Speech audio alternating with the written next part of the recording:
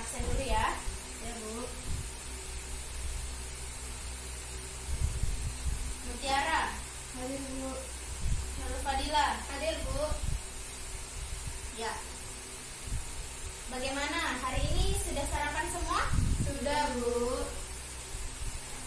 Baik, jadi alhamdulillah semuanya sudah sarapan. Jadi ketika makanan masuk ke dalam tubuh, itu namanya proses apa? Proses mencerna, Bu. Ya, tepat sekali. Jadi hari ini kita akan mempelajari tentang sistem pencernaan. Sebelum itu, perlu diketahui bahwa tujuan pembelajaran hari ini adalah siswa dapat menyebutkan urutan organ sistem pencernaan manusia dengan benar. Kemudian, siswa dapat menjelaskan fungsi organ sistem pencernaan manusia dengan benar. Dan yang terakhir adalah siswa dapat menjelaskan proses pencernaan manusia dengan benar. Nah, kenapa kita perlu mempelajari tentang sistem pencernaan? Karena kita perlu mengetahui bahwa makanan yang masuk ke dalam tubuh kita itu akan menjadi sumber energi yang akan digunakan untuk melakukan beberapa aktivitas seperti belajar, menonton, memasak, dan lain-lain. Jadi, sistem pencernaan ini perlu dipelajari. Nah, sebelum kita masuk ke materi dan saya menampilkan PowerPoint, siapa yang tahu apa itu sistem pencernaan? Silakan angkat tangan.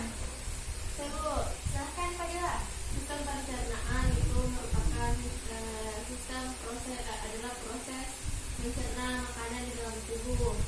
Baik, tepat sekali. Silakan tepuk tangan. Ya, perlu dilengkapi lagi untuk pengertian yang diberikan oleh temannya tadi ya. Langsung saja kita masuk ke materi.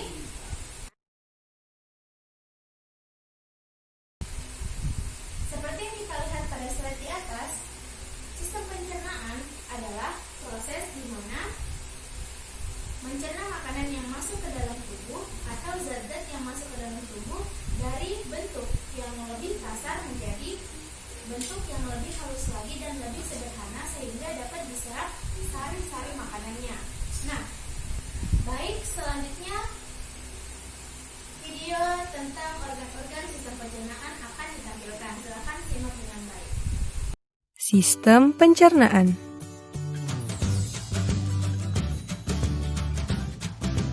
Pencernaan dimulai di dalam mulut.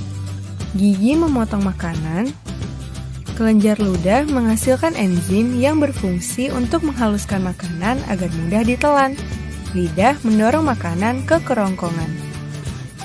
Di kerongkongan, makanan didorong dan diremas agar masuk ke dalam lambung. Proses ini terjadi selama 5-6 detik. Lambung memiliki 3 fungsi: menyimpan makanan selama 2-4 jam,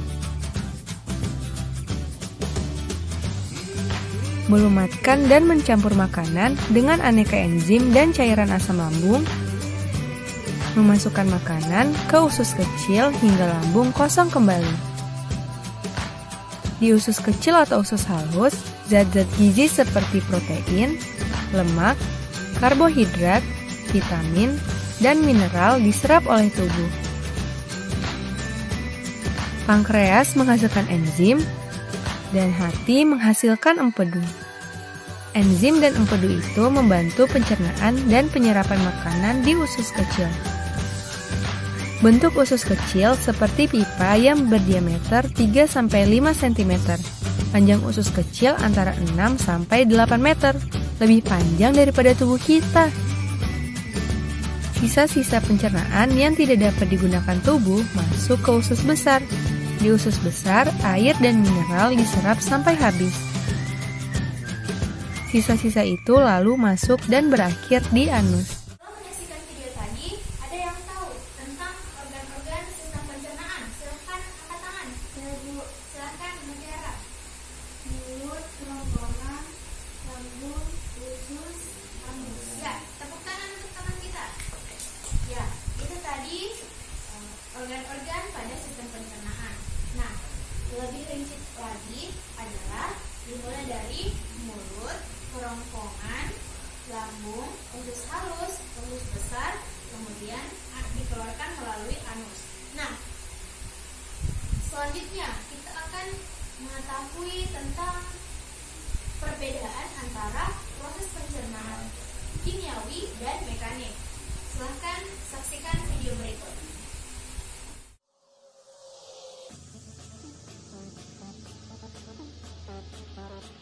Bibir kita membantu mengambil makanan agar dapat bergerak ke dalam mulut. Kita mengunyah makanan dengan gigi dan bantuan lidah. Proses ini disebut pencernaan mekanik. Di mulut, makanan dipecah menjadi potongan kecil secara fisik, tetapi struktur molekulnya tidak berubah. Pada waktu yang bersamaan, kelenjar air liur menghasilkan zat cair yang mengandung mukus dan enzim yang disebut amilase untuk membantu pencernaan kimiawi di dalam mulut. Dalam proses yang menggunakan enzim, struktur molekul makanan dipecah menjadi struktur sederhana sehingga dengan mudah diproses dalam proses pencernaan selanjutnya. Pencernaan kimiawi yang terjadi di mulut adalah pemecahan pati menjadi gula. Ketika makanan sudah selesai diproses di mulut, makanan itu siap untuk dikirim ke proses selanjutnya melalui esofagus. Ketika makanan telah ditelan, makanan itu masuk ke esofagus untuk dikirim ke lambung. Pergerakan makanan dalam esofagus untuk mencapai lambung membutuhkan 4-10 detik. Makanan dapat bergerak di dalam esofagus dibantu oleh pergerakan otot esofagus. Pergerakan ini disebut peristaltik.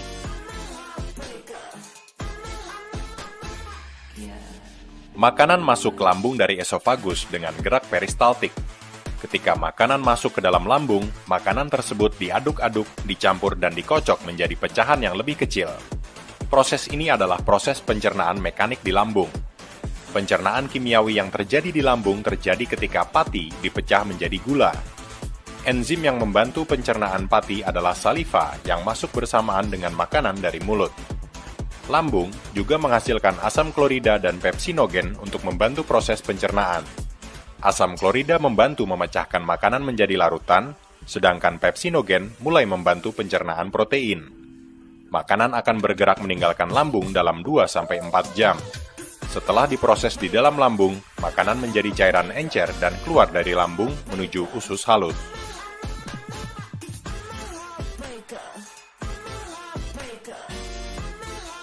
Proses pencernaan dalam usus halus adalah pencernaan kimiawi saja. Proses ini kebanyakan terjadi di duodenum. 3 zat kimia, karbohidrat, protein, dan lemak dipecah dalam tempat ini sampai mereka diserap kemudian. Karbohidrat dipecah menjadi glukosa, protein dipecah menjadi asam amino, dan lemak dipecah menjadi asam lemak dan gliserol. Pankreas menghasilkan amilase pankreas untuk membantu memecah protein dan lipase pankreas untuk membantu memecah lemak. Usus halus menghasilkan enzim permukaan usus untuk membantu memecah karbohidrat dan memecah protein. Hati memproduksi garam empedu untuk membantu membuat emulsi lemak sebelum mereka dipecah oleh lipase pankreas. Ketika makanan telah dipecah, makanan bergerak ke yeyunum dan ileum untuk diserap di sana. Makanan yang tidak dicerna bergerak menuju usus besar. Makanan itu dikeringkan dengan cara diserap airnya. Bakteri yang tinggal di usus besar juga membantu membusukkan makanan. Pergerakan peristaltik terjadi di usus besar untuk mengirim makanan yang tidak dicerna ke rektum, kemudian keluar melalui anus sebagai feses. Setelah kita menyaksikan video tadi, ada yang tahu apa perbedaan antara proses pencernaan kimiawi dan mekanik? Silakan angkat tangan. Bu, silakan. Proses pencernaan mekanik adalah proses pencernaan yang dilakukan dengan melibatkan enzim-enzim di dalam tubuh. Sedangkan proses pencernaan mekanik adalah proses pencernaan yang tidak melibatkan enzim di dalam tubuh. Sedangkan proses pencernaan kimiawi adalah proses pencernaan yang melibatkan enzim-enzim di dalam tubuh. Ya, tepat sekali. Silakan tepuk tangan. Baik, memang benar yang dikatakan oleh teman kita tadi bahwa proses pencernaan mekanik itu tidak menggunakan enzim, sedangkan proses pencernaan kimiawi menggunakan enzim. Nah, organ yang menggunakan proses pencernaan mekanik adalah di mulut. Kemudian salah satu organ yang menggunakan proses kimiawi di lambung. Nah, jadi mungkin hari ini sampai sekian pertemuan kita. Ada yang ingin menyimpulkan untuk pertemuan hari ini apa saja yang sudah didapatkan? Silakan angkat tangan. Hai Bu. Ya, silakan. Jadi dari pelajaran yang dipelajari tadi kita dapat mengetahui proses-proses pencernaan di dalam tubuh itu terdapat dua cara, yaitu kimiawi dan mekanik.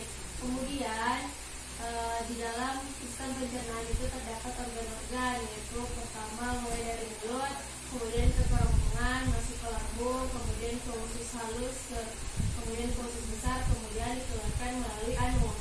Ya, tepat sekali. Silakan tepuk tangan untuk Ustaz. Ya, memang benar, itu yang dapat kita simpulkan pada hari ini. Kemudian untuk pertemuan selanjutnya silahkan mencari tentang gangguan-gangguan yang terdapat pada sistem pencernaan. Jadi anak-anak